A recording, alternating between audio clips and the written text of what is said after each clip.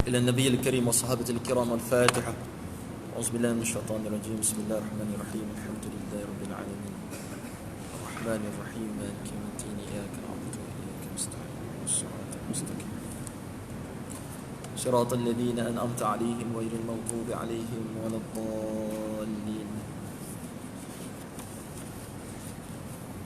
إن الحمد لله نحمده ونستعينه ونستهديه ونستغفره ونتوب إليه ونتوكل عليه ونعوذ بالله من شرور أنفسنا وسيئات أعمالنا. من يهده الله فلا مضل له ومن يضلل فلن تجد له وليا مرشدا. أشهد أن لا إله إلا الله وأشهد أن محمدا عبده ورسوله وصفيه من خلقه وحبيبه اجتباه ربه رحمة للعالمين بشيرا ونذيرا بين يدي الساعة أدى الأمانة ونصح الأمة وكشف الله به الغمة وجاهد في الله حق جهاده حتى أتانا اليقين. أما بعد. Yang saya hormati jawatan kuasa masjid, muslimin, muslimat, mukminin, mukminat yang dirahmati oleh Allah Subhanahu wa taala sekalian. Syukur pada Allah Azza wa Jalla kerana kita dapat bertemu pada penghujung tahun 2020 ini. Dan insya-Allah kita masih lagi membicarakan buku indah yang beradab dengan Al-Quran dan ahli Al-Quran. Sampai musa apa ni? Musa apa ni? 11.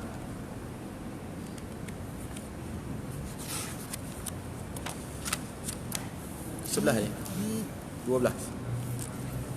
Baik. Nabi SAW bersabda, "Masalul mu'minul ladzi yaqra'ul Qur'ana mislul utrujah, rihuha tayyibun wa ta'muha tayyibun. Masalul mu'minul ladzi la yaqra'ul Qur'ana mislut tamrah, la riha laha wa ta'muha tayyibun hulwun. Wa masalul munafiqul ladzi yaqra'ul Qur'ana mislur raihanah, rihuha tayyibun." Situ bukan? Pukul 15. Minta maaf, musa 16. Bab yang kedua, kelebihan orang yang membaca Al-Quran Al-Karim. Minta maaf tuan-tuan, saya punya buku tertinggal, buku lain. Setiap amal perbuatan manusia yang dilaksanakan oleh manusia beriman ada kelebihan-kelebihan yang mana Allah Subhanahu wa taala telah sediakan. Setiap kita buat amalan, sekecil-kecil amalan, likulli saghirin wa kabirin, kecil ataupun besar, Allah Subhanahu wa taala sediakan balasan untuk kita.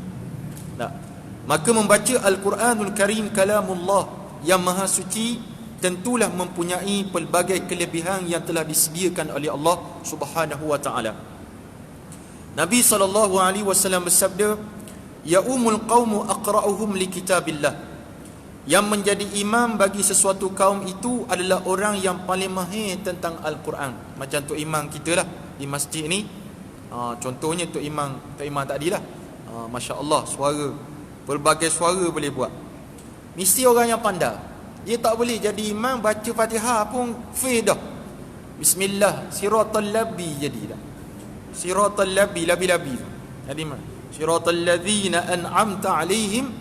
Yang kita ni pun kadang-kadang bila Tok Syekh, kalau kita pergi ke Mekah Al-Mukarramah atau pergi ke Madinah Al-Munawwarah, kita lihat ada Tok Syekh duduk tepi tiang, dia duduk betulkan bacaan.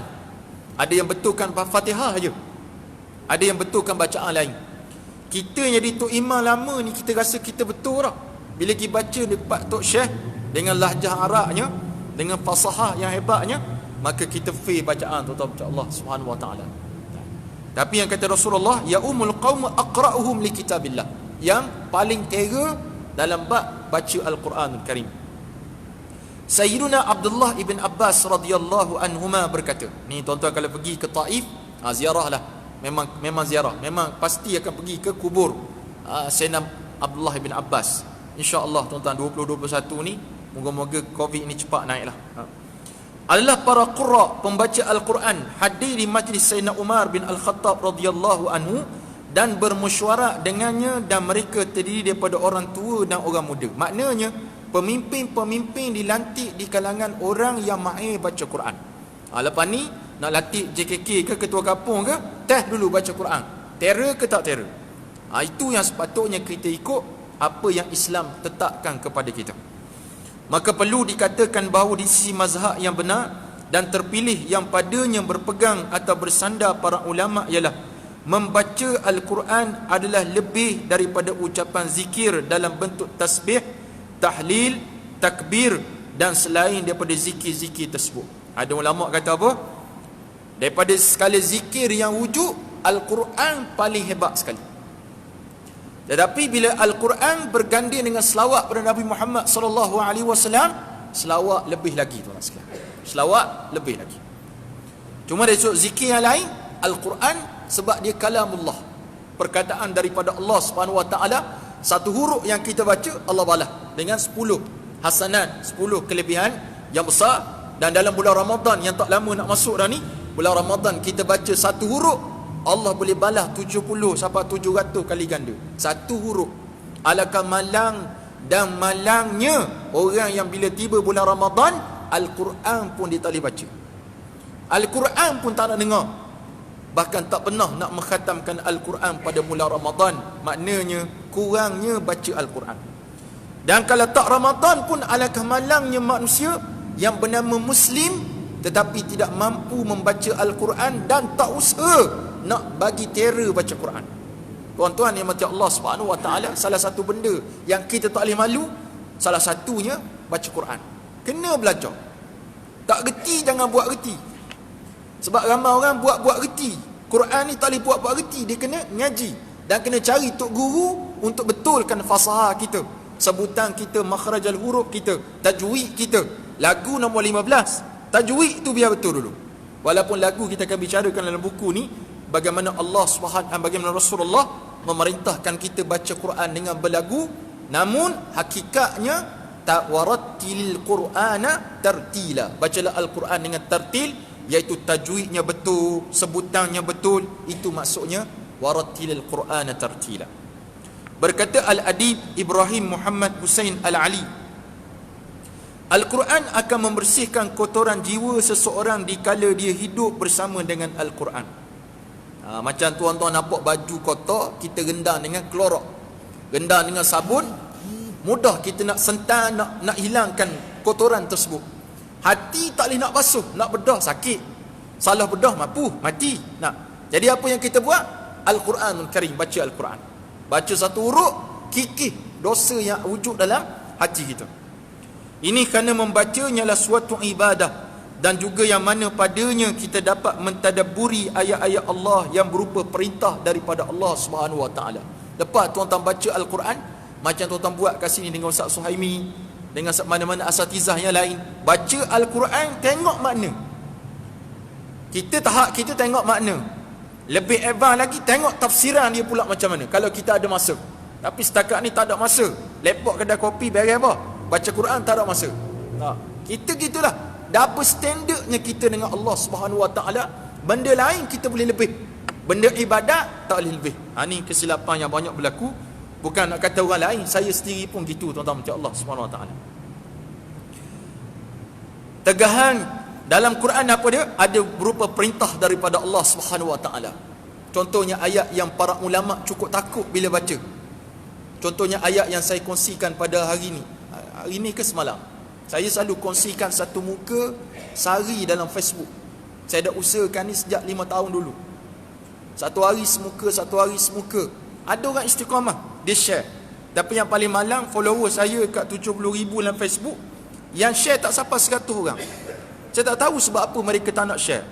Adakah terdapat iklan derma bawah tu, ataupun menyampah tengok nama Pius Said sebab sama dengan Da'i Said ke benda, tak tahulah. Tapi hakikatnya terima kasih Allah Subhanahu wa taala, alangkah mudahnya kita nak buat pahala.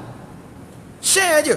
Walaupun kita tak baca, orang lain baca. Sebab kita share, satu tu dapat 110 markah kita dapat. Kan Nabi kata, man sanna sunnatan hasanah, siapa yang membuat satu jalan yang baik, dia dapat pahala, dan dia akan dapat pahala daripada orang yang follow bacaan dia. Alangkah bahagianya. Salah satu ayat yang para ulama cukup takut bila baca, iaitulah ayat yang berbunyi, ya ayyuhalladzina amanu lima taquluna ma la taf'alun. Hei orang beriman, kenapa kamu sebut apa yang kamu tak buat? Ni ulama kalau baca yang ni, dia tersangkut kat sini tuan sekalian. Dia duk fikir, orang Kelantan kata, gapo dia tak buat lagi. Apa benda dia tak buat lagi, yang disebut dia tak buat. Yang menyebabkan ulama sampai sini menangis dia. Sebab dia rasa dia tak buat, dia cakap pandai, buat tak buat. Ini masalah yang cukup besar. Dalam Quran ada berupa perintah daripada Allah. Yang kita akan belajar dalam buku ni, saya sebut, saya nakalkan dalam kitab At-Tibyan ini, bagaimana Al-Imam Nawawi mengatakan ada ayat yang sampai pada ayat ni kita kena minta doa pada Allah. Sampai pada ayat ni kita kena minta lindung daripada Allah. Ada benda yang kita tak belajar, ada benda yang kita baca macam kita baca sejak dulu, kini dan selamanya. Tapi bila mana kita mengaji ni, kita tahu, oh ada ayat yang bila sampai ayat tu aku kena bertasbih kepada Allah. Contoh ayat surah Al-A'la, sabbihisma rabbikal a'la. Kita baca surah Al-A'la, apa kita baca lepas tu? Tak baca dah. Sabbihisma rabbikal a'la allazi khalaqa fasawwa tu. Sedangkan kalau kita mengaji, ulama sebut bila kita baca sabbihisma rabbikal a'la, ada disunatkan kita sebut subhana rabbiyal a'la. Macam ayat yang Tok Imam baca tadi, rakaat pertama, rakaat kedua, alaisallahu biahkamil hakimin. Bagi orang yang mengaji, dia tahu kena jawab bala wa ana ala dhalika minasyahidin. Bagi kita tak mengaji, gitulah, sekadar tu imam rukuk. Nak tegur ni, kita tegur semua. Maknanya bila kita mengaji nanti, oh ada ayat yang aku kena baca, walaupun sunat jangan tinggal. Apa makna sunat? Buat dapat pahala, tinggal rugi. Bukan tinggal tak dapat, tinggal tak ada apa-apa, tinggal rugi. Sebab benda ni sunat, buat dapat pahala, tinggal kita rugi, tak dapat. Sebab akhir hayat kita, tuan-tuan macam Allah Subhanahu Wa Taala, akhir hayat ni kita akan mesedikitkan amalan kita. Maksudnya apa? Bila kita nak mati nanti, kita tengok amalan kita, Allah sikitnya. Kalau aku banyak lagi lah berjalan, banyak lagi ke masjid lah, banyak lagi sedekah ke, banyak lagi buat amal, kita akan menyedikitkan amalan kita. Itu sebab hadirin mati Allah Subhanahu Wa Taala sekalian, dalam surah Munafikun Allah Subhanahu Wa Taala menyatakan tentang kisah orang kedekut tentang zakat. Baru ni saya ceramah tentang zakat di masjid, live lah. Sekarang ni zaman live, duduk dalam bilik live untuk masjid Raja Haji Fisabilillah di Cyberjaya. Duduk di Baitul Dia aja, tapi live di sana, semua boleh dapat. Bagaimana ayat surah Munafikun, Allah menyatakan tentang orang munafik ataupun orang-orang yang tak nak keluar zakat ni, bila tiba ajal mereka, dia akan sebut kepada Allah, wahai Allah, tolonglah lewatkan sedikit, la as-saddaqanna, kami pasti akan sedekah. Kata Ibn Abbas, sedekah sini bukan sedekah biasa, sedekah sini bermaksud zakat yang dia tak buat. Ni yang tuan-tuan macam Allah Subhanahu Wa Taala, kalau kita baca, kita dapat mentadabburi ayat-ayat Allah Subhanahu Wa Taala. Ada tegahannya, ada cerita umat terdahulu. Contoh kisah Nabi Musa, diulang-ulang kisah Nabi Musa. Kenapa diulang kisah Nabi Musa Bani Israel? Nabi Musa Bani Israel, mana-mana surah, banyak kalau surah-surah Makkiyahnya mesti cerita bab Nabi Musa, cerita bab Bani Israel. Sebab perangai kita ni, umat Islam sekarang semakin mirip kepada Bani Israel, kuat melawan Allah Subhanahu Wa Taala. Dulu sifat kita sama'an wa ta'atan, sami'na wa ata'na, kami dengar, kami taat, tak ada IQ. Tapi sekarang orang Islam mutaakhirin ini, sami'na, kami dengar, wa fikirna, kami fikir dulu. Bukan ata'na, sami'na wa asaina, kami dengar, kami canggah, kami dengar, kami lawan. Ini yang berlaku pada zaman kita. Tu sebab dosa terlalu banyak, doa kita ni yang sedikit, Allah Subhanahu Wa Taala tak dengar, sebab ditutup dengan dosa orang cukup ramai, yang menyebabkan kadang-kadang kita menangis lah. Banyak kali pun kita menangis, Allah selamatkan daripada Covid, tak lepas. Sebab apa? Kesilapannya cukup besar. Tok Syekh, Tok Imam semayang di Masjidil Haram, semayang dalam Masjidil Nabawi, Masjidil Haram, tempat-tempat mustajab doa. Kita belajar kan, kat mana tempat mustajab doa? Doa dekat situ, tak dapat. Sebab apa? Banyak lagi benda kita tinggal, tuan-tuan. Perintah Allah kita tinggal, larangan Allah kita buat. Ni banyak berlaku, bukan setakat yang bercakap pun samalah, tuan-tuan macam Allah. Ingat mengingati antara kita satu sama lain. Allah menyebut dalam Al-Quran, dalam surah Muhammad sallallahu alaihi wasallam ayat 24, auzubillahi minasyaitanir rajim, afala yatadabbaruna al-Quran am ala qulubin aqfaluha. Setelah diterangkan demikian, maka adakah mereka sengaja tidak berusaha memahami serta memikirkan isi Al-Quran, atau telah ada di atas hati mereka kunci penutup yang menghalangnya daripada menerima ajaran Al-Quranul Karim. Walaupun ayat ni tuju kepada musyrikin Quraisy yang terror bahasa Arabnya, yang cukup hebat. Contoh Al-Walid bin Mughirah. Siapa tak kenal Al-Walid? Dia punya syair, Masya Allah, Tabarakallah, hebat. Dia ahli sastrawan Mekah, tapi bila sebut tentang Al-Quranul Karim, mula-mula dia beriman dengan Al-Quran. Bila Abu Jahal bagi hint je sikit, kamu nak sokong Muhammad ke, terus dia U-turn balik, tuan-tuan, macam Allah. Dia kata Al-Quran ini rekaan Muhammad, jangan dengar cakap Muhammad ni ahli sihir. Ayat ni tuju kepada musyrikin. Afala yatadabbaruna Al-Quran, adakah mereka tak boleh nak tadabbur Al-Quran, tengok Al-Quran? Tetapi ayat ni walaupun tuju kepada musyrikin, kata ulama, al-ibratu bi umumil lafzi la bi khususin sabab. Ibrah pada umum lafaz, bukan pada khusus sebab turunnya ayat ni. Maka ayat ni relevan sampai hari kiamat. Wahai orang beriman, tak kira orang musyrikin satu hal dah. Hei orang beriman, kamu tak tadabbur ayat Allah ke? Allah sebut jangan buat gini, jangan buat gini, kamu buat. Tu saya sebut tadi, perangai kita semakin hari semakin mirip kepada bangsa Yahudi yang sangat derhaka kepada Allah Subhanahu wa taala. Kita berada pada akhir zaman dah, tuan-tuan, pada penghujung zaman. Mungkin tuan-tuan kita tak sempat jumpa kiamat, tapi saya tengok anak saya yang kecil sekali, namanya Said Muhammad, baru umur nak masuk setahun. Saya dah 38, walaupun nampak macam 80 dah umur nak. Tapi nak sebutnya, aku tak nak sebutnya, aku sepak dah dengan kiamat. Anak aku ni confirm sepak. Kalau tak anak aku, anak dia, cucu aku. Jadi kita nak tinggalkan delegasi apa pada anak cucu kita? Yang saleh ke? Yang taleh ke? Yang ikut dan ke? Kita lepas macam tu ke? Ini yang sangat merisaukan kita.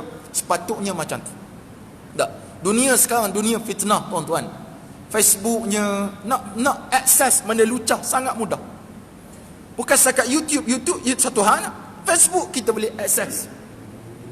Anak nak tengok TikTok, Bigo, tuan-tuan. Baru ni ada seorang tag nama seorang perempuan, nama benda makhluk asing, orang Kedah. Ni cerita 2 tahun lepas. Dia punya kerjaya dia menjual alat-alat untuk membantu perhubungan intim laki perempuan. Dia banyak jual alat lelaki lah. Produk yang paling laku di dunia ni, tuan-tuan, 2. Yang pertama, kekuatan lelaki. Yang kedua, pelangsingan wanita. Yang 2 ni kalau tuan-tuan jual, jutawan kalah Datuk Vida. Cuma saya tak buat itu lah. Jual kokoting je. Jadi tuan, macam Allah Subhanahu Wa Taala dia kata apa? Dia nak 10 orang. 10 orang datang rogo dia. Dia kata, datang rogo dia. Ni live. Dan dia tak nak orang Melayu. Dia nak India dengan Cina je. Orang Islam. Secara terbuka dan boleh diakses oleh semua. Saya tak sebut nama sebab takut Tuan Haji buka pula lepas ni. Kerana sebutnya bagaimana beraninya sifat macam ni. Dan ini ditonton bukan oleh seorang, ramai orang tengok. Sekarang ni tuan-tuan, Allah, tuan-tuan jual produk, tuan-tuan nak hebat jualan dia, nak cepat orang beli, nak cepat orang kenal, tuan-tuan buatlah benda pelik. Saya mari kuliah pakai suara dalang saja. Tengok tuan, mencanak naik jualan kokotin. Tapi hakikatnya apa kita dapat? Kecuali fitnah kepada agama. Boleh seorang perempuan pula dia cerita bagaimana macam-macam cerita. Dan benda ni sampai pada kita.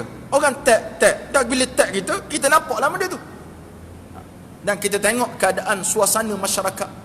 Ada yang menyokong bagus, ada yang mengecam. Yang menyokong lagi banyak daripada mengecam zaman kita sekarang. Ini fitnah yang sangat besar. Orang Islam dikala dia membaca Al-Quran, maka dia akan memperoleh cara atau jalan untuk berdakwah bagi mengembang dan mengukuhkan agama Islam yang mulia ini. Kerana itu Al-Quran adalah panduan bagi agama ini. Bermula ajaran yang terkandung dalamnya berupa akidah sehingga sampai penerangannya tentang akhlak. Yang terbaru pula viral isu kahwin. Orang Islam kahwin dengan seorang pemain hoki kebangsaan India. Walaupun kita sampai maklumat yang sahih lagi, ada yang kata dia dah masuk Islam, tapi video yang viral bagaimana dia mengurung api, duduk sujud, buat amalan ritual agama kekafiran. Maka terima kasih Allah Subhanahu Wa Taala, Quran Allah sebut tentang bab pernikahan. Kalau kamu suka orang musyrik, walaupun dia kacak, kalau kamu suka orang musyrik walaupun dia comel loteng, dia kata kamu nikah dengan hamba yang beriman lebih bagus daripada kamu kahwin dengan orang musyrik. Tapi yang ni kita langgar, semua langgar belaka. Asal dapat apa yang kita nak, kita langgar. Ni yang banyak. Maka tiada gunanya Al-Quran dibaca dan dipertandingkan, tetapi isi kandungannya ditinggalkan, kerana Allah Subhanahu wa taala telah menegah dengan sekerah-kerahnya perihal tersebut dalam Al-Quran, dalam suratul Ahzab ayat 36. Allah menyebut, wa ma kana limu'minin wala mu'minatin idza qadallahu wa rasuluhu amra an yakuna lahumul khiyaratu min amrihim wa may ya'sillaha wa rasulahu faqad dhalla dhalalan mubina. Dan tidak sayugianya bagi orang yang beriman, lelaki dan perempuan, apabila Allah tentukan, menetapkan keputusan mengenai sesuatu perkara. Maksudnya bila mana Allah perintah satu benda, ayyakuna lahumul khiyarah, dia pilih-pilih benda tersebut. Ni banyak zaman kita. Tutup aurat, susah ni tutup aurat. Semayang dia ambil, tutup aurat dia tak ambil. Puasa dia ambil, semayang dia tak ambil. Dia gitu, dia ambil sikit, ditolak sikit, dia ambil sikit, ditolak sikit. Bab muamalat ambil, bab jinayat, hudud, kisas, tak boleh ambil. Ni ganah sangat ni, tak boleh ambil. Ni masalah yang berlaku. Masjid-masjid mengajar bab kita apa? Kita ibadat. Habis bab ibadat, masuk balik ibadat. Munakahat, orang minat menolak, bab nikah kahwin. Bab muamalat, orang boring, jual beli ni. Banyak cerita jual, beli, riba, semua tu orang boring. Bab jinayat, satu bab lagi yang patut kita tekankan, bagaimana kita nak kenal hukum Allah. Allah tidak datang bab muamalat saja. Allah datang dengan satu tindakan yang cukup besar, iaitulah buku panduannya, iaitulah hukum jinayah yang terdapat sekarang. Hudud dan kisas, ta'zir dan sebagainya yang patut kita mengaji. Maka ada orang yang dia tak ambil yang tu. Ibadat dia ambil, muamalat dia ambil, hukum Allah dia tolak. Ni satu masalah yang kita kena perhati molek-molek, tuan-tuan. Dulu kita mungkin kurang ilmu, kurang pengetahuan, kurang akses. Sekarang siapa kata kurang ilmu tu betul-betul dia penipu, tuan-tuan, macam Allah. Kecuali betul-betul dia tak boleh nak akses internet, tak pernah datang ke rumah Allah Subhanahu wa taala. Tapi kalau dia datang ke rumah Allah, mari ni ngaji kitab jinayah, ngaji kitab muamalah, ngaji kitab faraid dan sebagainya, dia pasti akan tahu hukum Allah Subhanahu wa taala terdapat dalam perkara tersebut. Baik. Kemudian Allah sebut, kemudian buku saya ni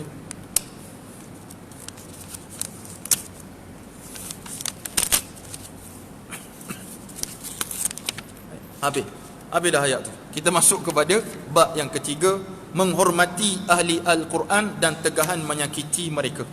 Allah Subhanahu wa taala telah memilih daripada kalangan hamba-hambanya insan-insan yang sentiasa mendampingi Al-Quran, yang mana mereka telah disebut sebagai ahli dalam Al-Quran. Mendampingi Al-Quran ni maksudnya para ulama ataupun orang yang ahli Al-Quran, tahu pasal Al-Quran, dan juga kepada orang yang rajin dan suka baca Al-Quran. Macam tuan-tuan tengok sahabat-sahabat tuan-tuan mari ke masjid, nombor satu lepas tahiyatul masjid dia akan baca Al-Quran. Orang ni hebat, tuan-tuan. Orang ni hebat. Allah muliakan mereka. Bahkan Allah menggelarkan ahli Al-Quran ni ahlullah fil ardi, keluarga Allah, ahli keluarga Allah yang duduk di atas muka dunia Allah Subhanahu wa taala. Baik, maka syarak amat menegah manusia lain untuk menyakiti mereka, apatah lagi membuat sesuatu perkara yang buruk kepada mereka, sama ada secara langsung ataupun tidak langsung. Allah Subhanahu wa taala menyatakan dalam surah Hajj ayat 32, "Dzalika wa may yu'azzim sya'airallahi fa innaha min taqwal qulub." Demikianlah ajaran Allah, dan sesiapa yang menghormati syiar-syiar agama Allah, maka dialah orang yang bertakwa, kerana sesungguhnya perbuatan itu satu kesan daripada sifat-sifat takwa hati seorang mukmin. Yu'azzim sya'airallah ni, iaitulah syiar-syiar agama ni, salah satunya kita menghormati ahlu Al-Quran ataupun ahli Al-Quran, para ulama. Kena sayang para ulama, tuan-tuan macam Allah, yang mari ke tempat tuan-tuan. Saya dah ulama, saya orang biasa saja. Ni ulama-ulama, tuan-tuan guru kita yang mari tu, tuan-tuan kena hormati sungguh. Firman Allah Subhanahu wa taala surah Syu'ara ayat 215, "Wakhfid janahaka liman ittaba'aka minal mu'minin." Dan hendaklah engkau merendah diri kepada pengikut-pengikutmu dari kalangan orang yang beriman kepada Allah Subhanahu wa taala. Dan Nabi sallallahu alaihi wasallam bersabda, "Inna min ijlalillahi taala ikram dhi syaibah al-muslim." Tuan-tuan sambung perkataan tu, al-muslim. "Wa hamilil Quran ghairul ghali fih wal jafi anhu wa ikrami dhis sultan al-muqsid. Sambung sekali lagi itu al-muqsid.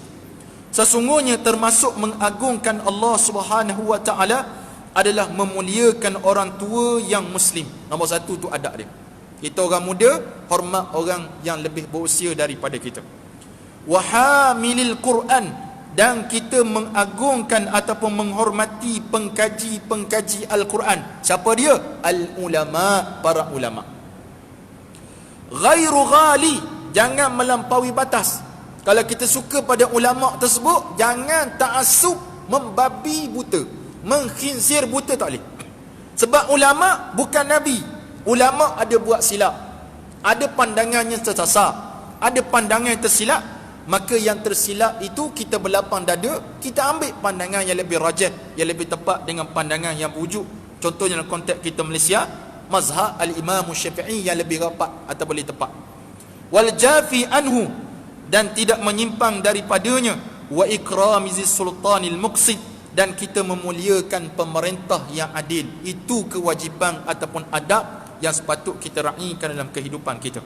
Al-Imamul Bukhari meriwayatkan bahawa Nabi SAW telah menghimpunkan di antara dua syuhada dalam peperangan Uhud dan seraya bersabda, siapakah di antara mereka berdua ini yang paling banyak hafalannya? Nabi SAW bila dua syuhada nak dikebumikan, Nabi tanya siapa yang paling banyak menghafal Quran. Jadi saya nak tanya malam ni, siapa paling banyak menghafal Quran? Quran ni tuan-tuan sekalian, walaupun kita dah pencin, boleh kita hafal.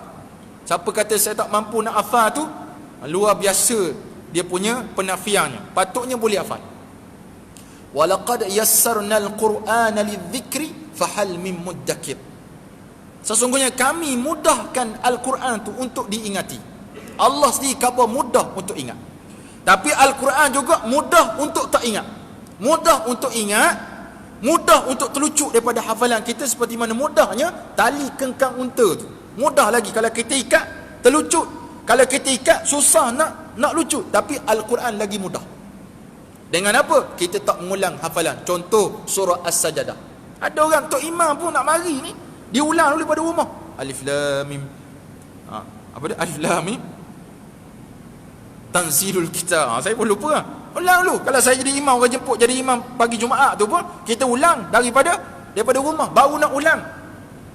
Tu sebab kita pesan pada anak-anak pelajar cuti sebulan ni, jangan hilang hafalan. Sebab nak masuk tahun baru, hafalan baru patutnya. Bukan masuk tahun baru, ulang balik hafalan lama. Dia lupa sampai ke sudah tak ingat Al-Quran. Jadi kita pun gitu. Jadi jangan tuan-tuan kata kita susah nak hafal Quran, sedangkan Nabi SAW ni tuan-tuan sekalian, Nabi meraihkan siapa yang paling banyak hafal Quran, Nabi dahulukan untuk dikebumikan. Ini disebut dalam kitab tersebut. Berkata Imam Al-Hafiz Abul Qasim Ibnu Asakir rahimahullah ta'ala, ketahuilah wahai saudaraku, mudah-mudahan Allah Subhanahu wa ta'ala memberikan keredaannya dan bagi kita dan menjadikan kita termasuk orang yang takut dan bertakwa kepadanya dengan takwa yang sebenar-benarnya, bahawa sesungguhnya daging para ulama itu beracun. Ini biasa kita dengar hadis ni kan. Maksud daging para ulama beracun bukan makna kita sentuh dia mati kita. Maksudnya jangan main-main dengan ulama. Jangan main-main dengan ulama. Saya dah sebut dalam mukaddimah dalam kitab ni, sejarah hidup Al-Imam Nawawi, kalau tuan-tuan masih ingat, bagaimana seorang sultan pemerintah namanya Al-Malik Zahir Bebras, yang dia ni marah kepada Al-Imam Nawawi. Marahnya bukan sikit, marah sampai suruh keluar daripada Damsyik, balik ke Nawa. Terpaksa Imam Nawawi balik ke Nawa, tempat kampung dia. Dan sejak daripada hari itu Al-Imam Nawawi tak balik ke Damsyik, sampai ada ulama datang pujuk dia, wahai tuan imam, marilah ke Damsyik balik. Dia kata, aku tidak akan datang ke Damsyik selagi mana Malik Bebras berkuasa kat sana. Ditakdirkan Malik Bebras meninggal dunia, mangkat Al-Imam Nawawi lepas tu pun meninggal dunia juga. Dia tak maaf. Ada ulama kata maaf, ada ulama mengatakan sakit hati. Jangan buat ulama sakit hati. Ulama macam mana? Ulama yang kita lihat dia beramal sungguh dengan ilmu dia. Ni ulama yang patut kita ikut dan kita follow dan kita sayangi. Ni ulama pun kita tak kenal tuan-tuan. Sebut nama Amy Search, kenal. Isabella Awi, kenal. tu Sembilu 1 2. Sebut kena. Artis nombor 1 dia kena. Sebut kena tak? Syekh Nuruddin Marbu Al-Banjari Al-Makki. Makki ni Mekah dia kata. Amal orang Mekah. Kita tanya orang lain pun kena tak Syekh ni? Tak kena. Paling kurang tuan-tuan Allah sebab dalam kitab Baharul Mazi yang tuan-tuan mengaji jilid 17 dan jilid 18, dia sebut ulama ni hebatnya, dia boleh bagi syafaat kepada kita juga kadar kemampuan dia. Dan dia nak bagi syafaat ni sudah tentu bagi orang yang follow dia dan orang sayang pada dia. Ni ulama kita tolak, artis kita angkat. Ni banyak masalah. Apatah lagi ni zaman fitnah ni. Kes seorang je yang buat kes, habis semua kena mi segera macam Allah SWT. Saya insya-Allah 24 hari bulan ni dijemput untuk bertemu dengan Menteri Agama dekat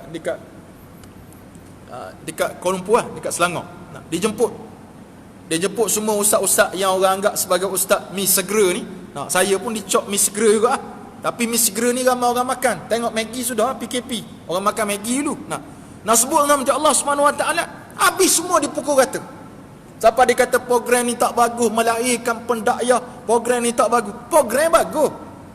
Yang tak bagus tu orang tu tak bagus. Jangan sebab satu kes ni kita habis pukul rata belaka. Contoh kes terbakar sekolah tahfiz, habis dikata kena tutup semua tahfiz. Mana kena mengena macam tu macam Allah SWT. Akhirnya kita lihat TV3 pun dah sebut dah akan buatlah rancangan da'i. Esro lama dah tak buat rancangan pencetus umat. Yang kita nak tengok sekarang apa dia? Sepatu reunion. Tu lah tengok. Tengok benda Gegar Baganza. Tak. Apa lagi? Otak masih berbisa. Contohnya otak masih berbisa. Tengok. Yang tu kita tengok. Yang kita hidangkan kepada masyarakat tentang ni, kita tengok nak melahirkan pendakwah dan sebagainya. Baik. Maka kita lihat tadi dikata daging para ulama itu beracun. Maknanya jangan main-main dengan para ulama. Kebiasaannya Allah Subhanahu Wa Taala dalam menyikap tabir para pencela akan terlihat dengan sendirinya. Dan siapa melecehkan para ulama, Allah Subhanahu Wa Taala akan menimpakan bencana atasnya sebelum kematiannya dengan dimatikan hatinya. Jadi tuan-tuan macam Allah Subhanahu Wa Taala sekalian, kita sebagai seorang talib, pelajar ni kena mencintai para ulama dan meraihkan dia. Raih sungguh-sungguh pada mereka, sebab di sana adanya barakah daripada mereka, khususnya para ulama yang mengamali amal ataupun ilmu yang dia ada. Baik. Seterusnya,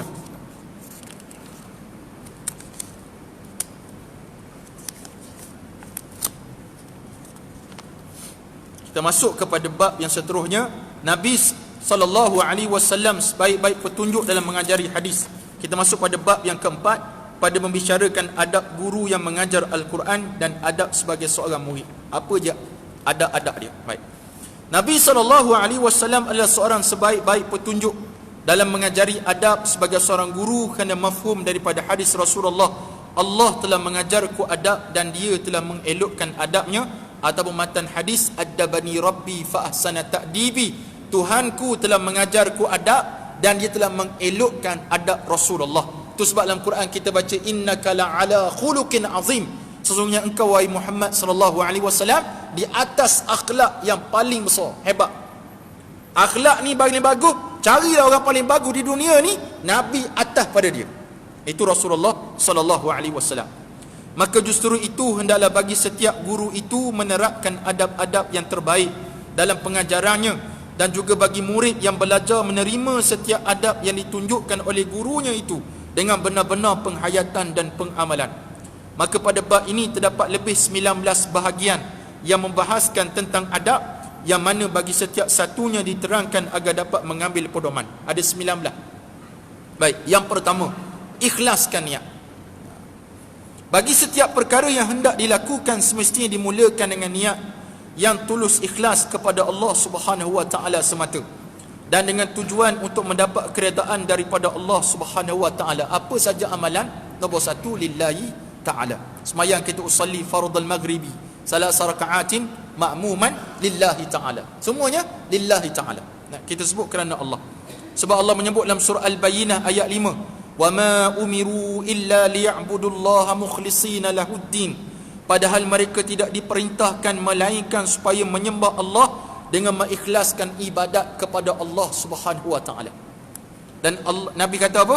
Innamal a'malu binniyati wa innama likulli imri'in ma nawa. Hanya senya setiap perkara bermula dengan niat, dan setiap perkara berlaku dengan mengikut niat kita. Hadis ini adalah usul kepada Islam dalam menilai sesuatu perkara yang hendak atau sedang atau yang telah dilaksanakan oleh kita.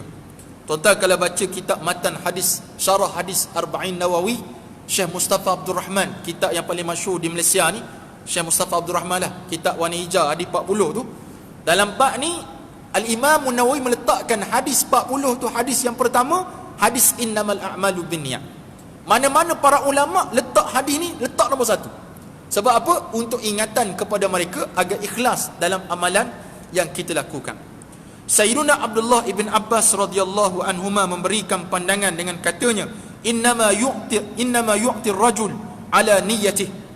Dia kata hanya senya diberikan sesuatu kepada seseorang bersandarkan kepada niatnya.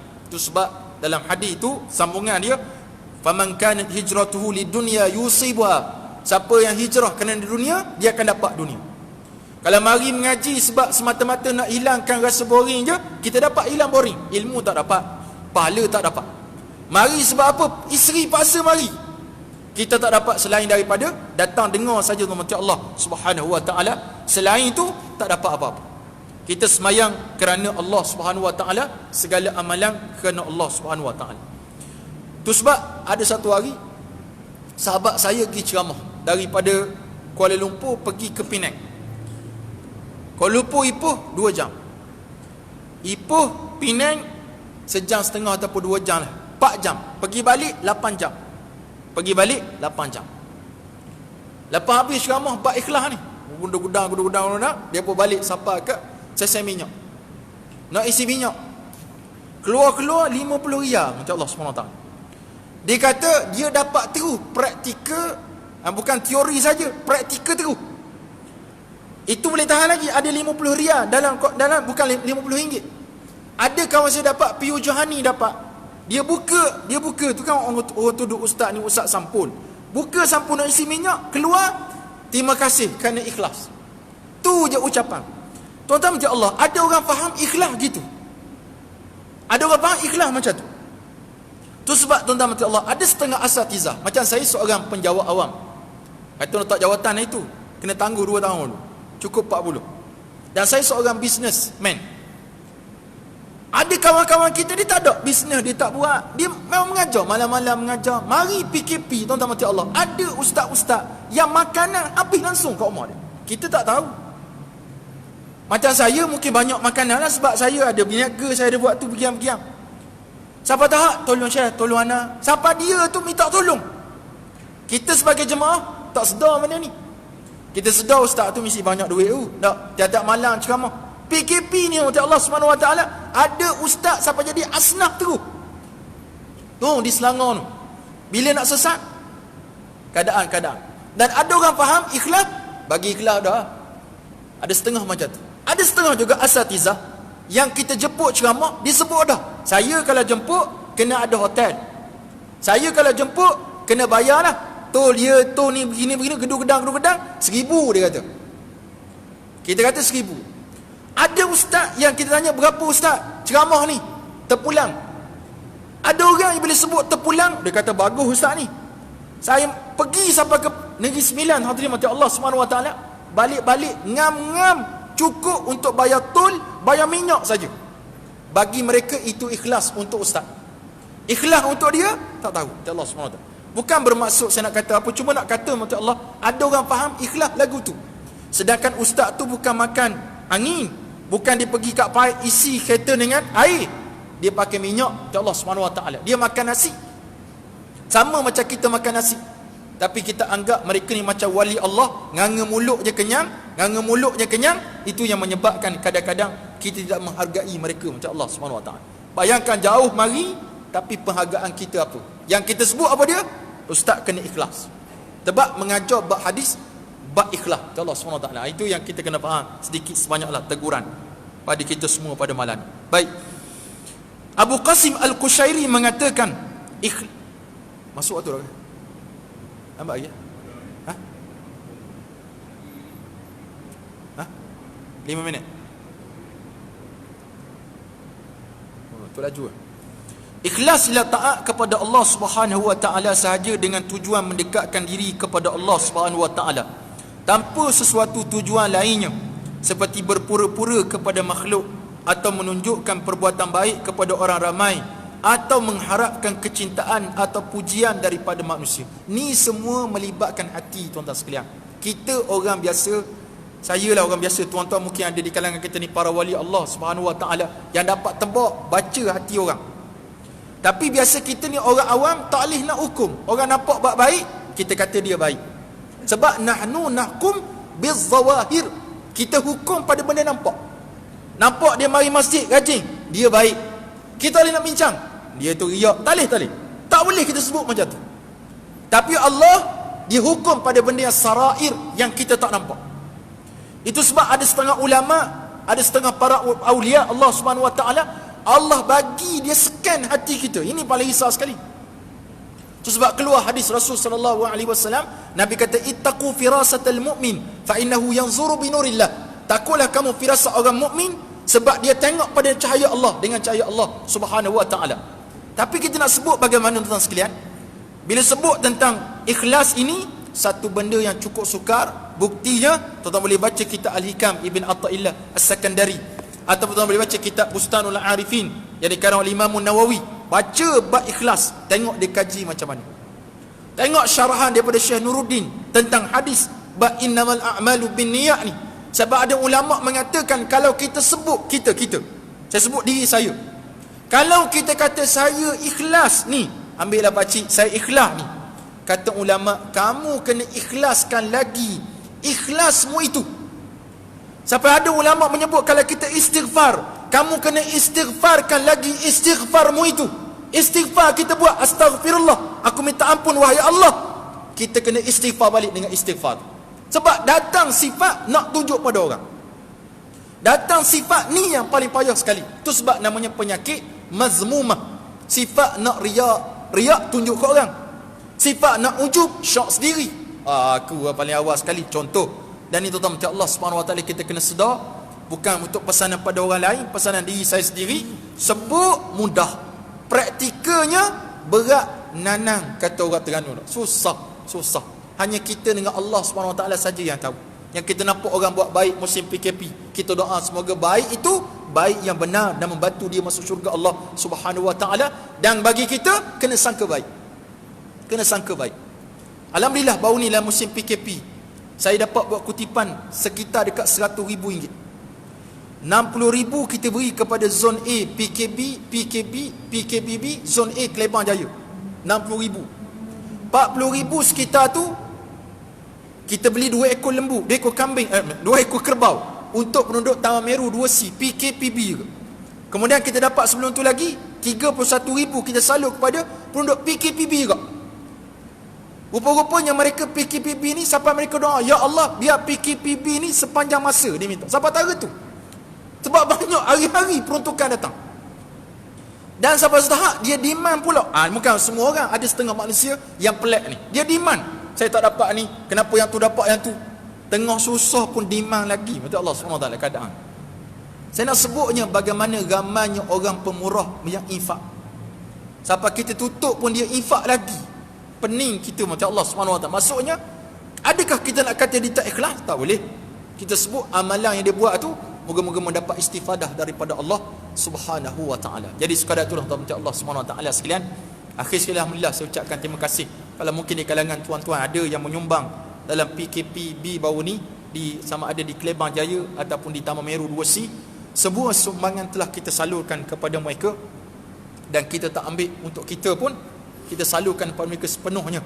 Semoga-moga itu dapatlah sedikit istifadah kita mencahayakan kubur kita di yaumil mahsyar, dalam kubur nanti, dan mendapat naungan daripada Allah Subhanahu wa taala di yaumil mahsyar nanti insya-Allah. Tapi dengan syaratnya kita buat kerana Allah Subhanahu wa taala dan bukan kerana benda lain.